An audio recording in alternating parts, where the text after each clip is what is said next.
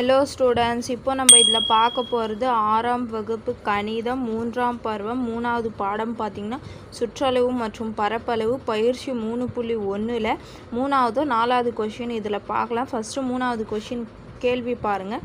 பின்வரும் அட்டவணையில் ஒரு செங்கோண முக்கோணத்தின் சில அளவுகள் கொடுக்கப்பட்டுள்ளன, தெரியாத அளவுகளை காண்கன்னு கேட்டுக்கிறாங்க. இந்த அட்டவணை தான் குத்துக்கிறாங்க. வரிசையின் 3 கொஷின் குத்துக்கிறாங்க. பக்கம், உயரம், பரப்பளவுன்னு குத்துக்கிறாங்க. அப்போ பரப்பளவு ஃபார்முலா உங்களுக்கு தெரியணும். செங்கோண முக்கோணத்தின் பரப்பளவு ஃபார்முலா உங்களுக்கு தெரியும். அது தெரிஞ்சால் நீங்கள் இதுக்கு ஆன்சர் கண்டுபிடிக்கலாம். அப்போ ஃபஸ்ட்டு கொஷினில் பாருங்கள். ஃபஸ்ட் கொஷினில் இது பக்கம் என்பது அடிப்பக்கத்தை தான் குறிக்கும். அடிப்பக்கம் நம்ம என்னன்னு குறிப்போம், பின்னு குறிப்போம், உயரத்தை ஹெச்ன்னு குறிப்போம். புரிஞ்சுதுங்களா? அப்போது பக்கம்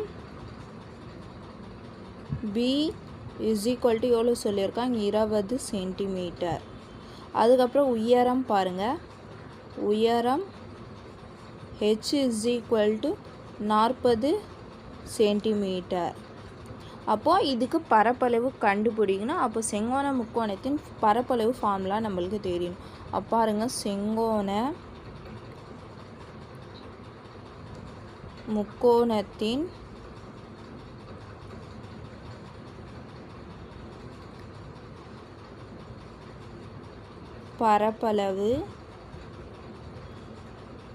பரப்பளவு ஏன்னு குறிப்போம். இதுக்கு ஃபார்முலா பார்த்திங்கன்னா 1/2 பெருக்கல் பி பெருக்கல் ஹெச் சதுர அலகுகள்னு வரும்.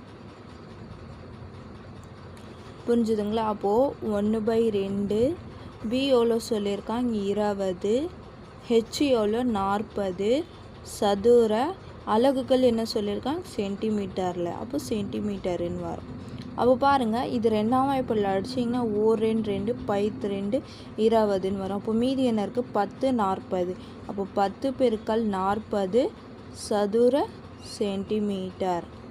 அப்போ 10 40 நீங்கள் பெருக்குனிங்கன்னா 400 சதுர சென்டிமீட்டர். அப்போது ஃபஸ்ட்டுக்கு ஆன்சர் பார்த்திங்கன்னா இதுதான். பரப்பளவுக்கு இதுதான் ஃபார்முலா. அப்படி இல்லைன்னா அல்லது சென்டிமீட்டர் ஸ்கொயர்னு கூட நீங்கள் எழுதலாம். அப்போ பாருங்கள், இங்கே எழுதுறீங்க. பரப்பளவு 400 சதுர சென்டிமீட்டர். அதுக்கப்புறம் பாருங்கள், 2வது கொஷினில் பக்கம் குத்துக்கிறாங்க, பரப்பளவு குத்துக்கிறாங்க, உயரம் நம்ம கண்டுபிடிக்கணும். அப்போது அது எடுத்து அப்படியே எழுதுங்க. 2வது பக்கம் பி குத்துக்கிறாங்க. அது எவ்வளோ சொல்லியிருக்காங்க, 5 அடின்னு.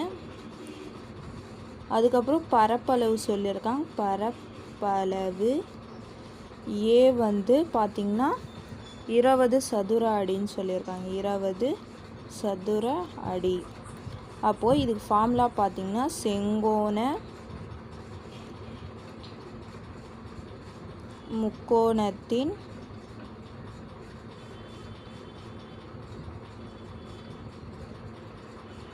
பரப்பளவு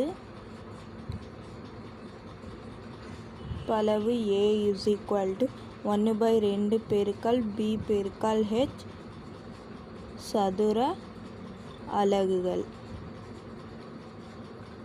அதுக்கப்புறம் பரப்பளவு எவ்வளோ சொல்லியிருக்காங்க, 20ன்னு சொல்லியிருக்காங்க. இஸ் ஈக்குவல் டு 1/2 பி எவ்வளோ சொல்லியிருக்காங்க, 5 பெருக்கல் ஹெச் தெரியாது, அது அப்படியே இருக்கட்டும். அப்போ பாருங்கள், இது இங்கே வகுத்தல் இருக்குது. இந்த சைடு வந்துச்சுன்னா பெருக்கலாக மாறிடும்.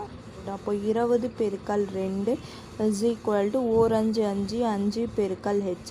இது பாருங்கள், 5 இங்கே பெருக்கலாக இருக்குது. இந்த சைடு வந்துச்சுன்னா வகுத்தலாக மாறிடும். அப்போ 20 பெருக்கல் 2/5 இஸ் ஈக்குவல் டு ஹெச். அப்போ 5 5 4 5 20. அப்போ மீதி என்ன இருக்குது, 4 பெருக்கல் 2 ஹெச். அப்போது என்ன வருது, 4 2 எவ்வளோ, 8 ஹெச். அப்போது தேர்ஃபோர் உயரம் ஹெச் இஸ் ஈக்குவல் டு 8 அடி.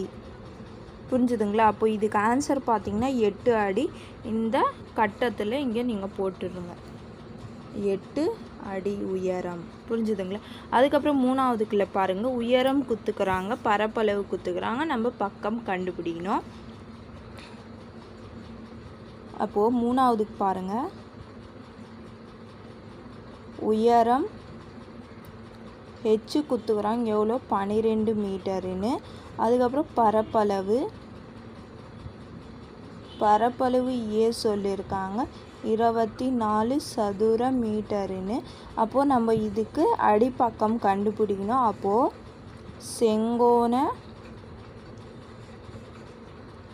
செங்கோண முக்கோணத்தின்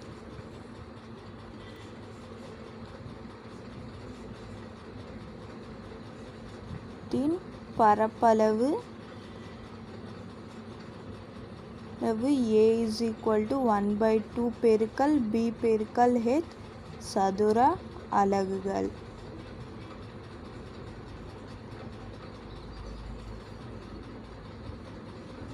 அதுக்கப்புறம் பாருங்கள் பரப்பளவு எவ்வளோ சொல்லியிருக்காங்க 24 பெருக்கல் 1/2 பெருக்கல் B தெரியாது, B அப்படியே இருக்கட்டும். ஹெச் பாருங்கள், ஹெச் வந்து 12ன்னு சொல்லியிருக்காங்க. அப்போது இது நீங்கள் 2ஆம் வாய்ப்பால் அடிச்சிங்கன்னா 2 6 2 12ன்னு வரும். அப்போது இங்கே 6 வந்து 24 இஸ் ஈக்குவல் டு B பெருக்கல் 6. அப்போது 6 இங்கே பெருக்கலாக இருக்கிறது, இந்த சைடு வந்துச்சுன்னா வகுத்தலாக மாறிடும். அப்போது 24/6 இஸ் ஈக்குவல் டு B. அப்போ கேன்சல் பண்ணிங்கன்னா 6 6 4 6 24ன்னு வரும். அப்போது B என்ன வருது 4. அப்போது தேர்ஃபோர் அடிப்பக்கம் B இஸ் ஈக்குவல் டு 4 அடி. புரிஞ்சுதுங்களா? இது கீழே எழுதிக்கோங்க, அவ்வளோதான் இதுக்கு ஆன்சரு. அப்போ பக்கத்தில் இங்கே 4 அடின்னு எழுதிக்கோங்க. புரிஞ்சுதுங்களா?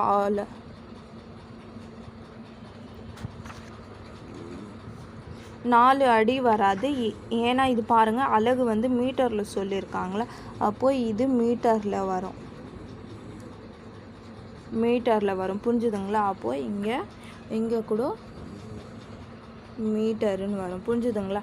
அதுக்கப்புறம் இது மூணுமே இந்த மாதிரி கண்டுபிடிச்சிட்டு இந்த கட்டம் எடுத்து அப்படியே கீழே நீங்கள் ஆன்சராக எழுதிங்க. இதுக்கு கீழே நீங்கள் அப்படியே எழுதிடுங்க எடுத்து. புரிஞ்சுதுங்களா? அவ்வளோதான் இதுக்கு ஆன்சர் 3ஆவதுக்கு. அதுக்கப்புறம் பாருங்கள் 4ஆவது கொஷின் என்ன கொடுத்துக்குறாங்க பாருங்கள். பின்வரும் அட்டவணையில் ஒரு முக்கோணத்தின் சில அளவுகள் கொடுக்கப்பட்டுள்ளன, தெரியாத அளவுகளை காண்கன்னு கேட்டுக்கிறாங்க. பக்கம் 1, பக்கம் 2, பக்கம் 3 சுற்றளவு காணணும். அப்போது இது பக்கம் ஏ, இது ஏ, இது பி, இது சி, இது சுற்றளவு நம்ம கண்டுபிடிக்கணும். அப்போ சுற்றளவுனா அது 3 பக்கத்தையும் நீங்கள் கூட்டிட்டிங்கன்னா அதுதான் முக்கோணத்தோட சுற்றளவு. அதுக்கு ஃபார்முலா அதுதான். புரிஞ்சுதுங்களா? அப்போ 3 கொஷின் கொடுத்துக்கிறாங்க. ஃபஸ்ட் கொஷினில் 3மே கொடுத்துக்கிறாங்க, சுற்றளவு காணணுன்னு கேட்டுக்கிறாங்க. அப்போது ஃபஸ்ட்டு கொஷின் பாருங்கள். பக்கம் A இஸ் ஈக்குவல் டு இது எவ்வளோ 6 சென்டிமீட்டர். பக்கம் B is equal to 5 centimetre. 3ஆவது பக்கம் C is equal to 2 centimetre. அப்போ முக்கோணத்தின் சுற்றளவு ஃபார்முலா நம்ம எழுதணும். முக்கோணத்தின்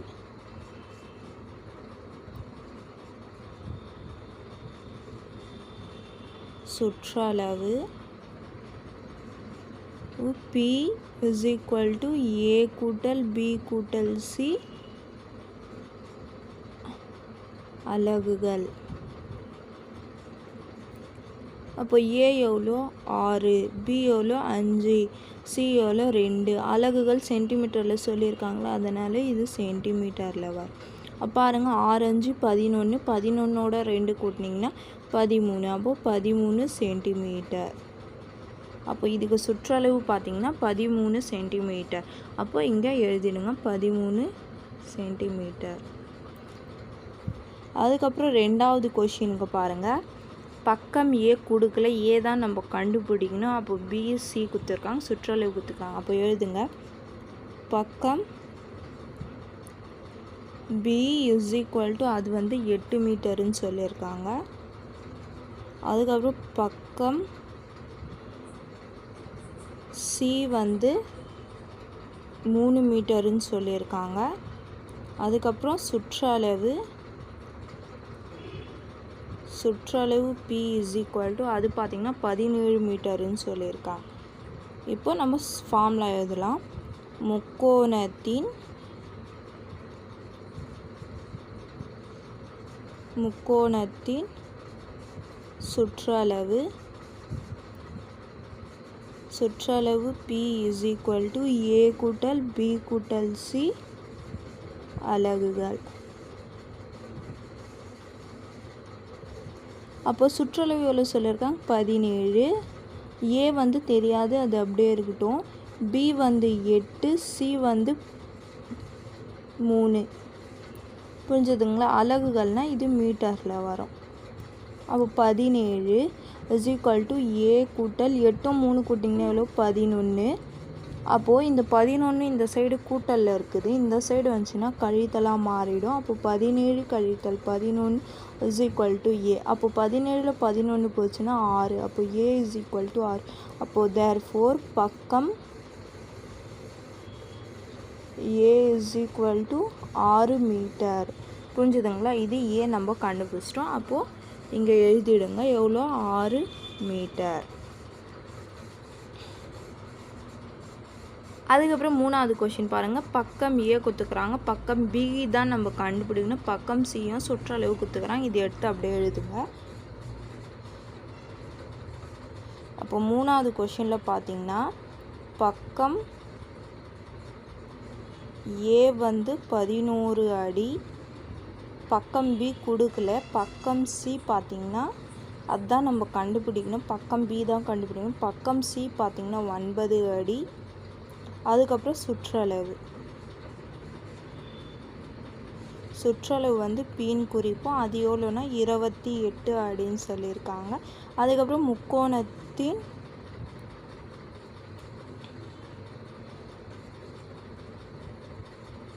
முக்கோணத்தின் சுற்றளவு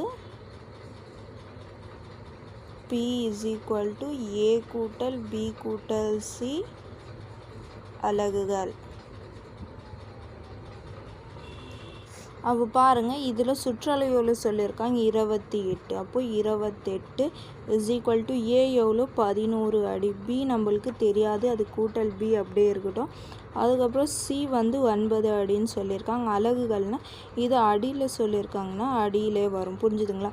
அதுக்கப்புறம் 28 is equal to 11 9 கூட்டினிங்கன்னா எவ்வளோ 20 கூட்டல் B. அதுக்கப்புறம் பாருங்கள், இந்த 20 வந்து கூட்டலில் இருக்குது, இன்சைடு வந்துச்சுன்னா கழித்தலாக மாறிடும். அப்போது 28 கழித்தல் 20 is equal to B.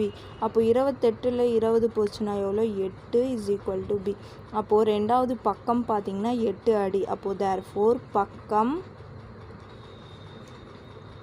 B is equal to 8 அடி. புரிஞ்சுதுங்களா? அவ்வளோதான் இதுக்கு ஆன்சர். அப்போது இங்கே 3வதாக இது போட்டுருங்க 8 அடி. புரிஞ்சுதுங்களா? அதுக்கப்புறம் இது பாருங்கள், இங்கே கட்டத்தில் நம்ம ஃபில் பண்ணிட்டோம்ல இல்லாததெல்லாம். அப்போது இந்த கட்டம் எடுத்து அப்படியே கீழே அப்படியே நீங்கள் 3வது கொஷினுக்கு ஆன்சர் முடித்த பிறகு அந்த கட்டம் எடுத்து அப்படியே போட்டுக்கோங்க. புரிஞ்சுதுங்களா? அவ்வளோதான் இதுக்கு ஆன்சர்.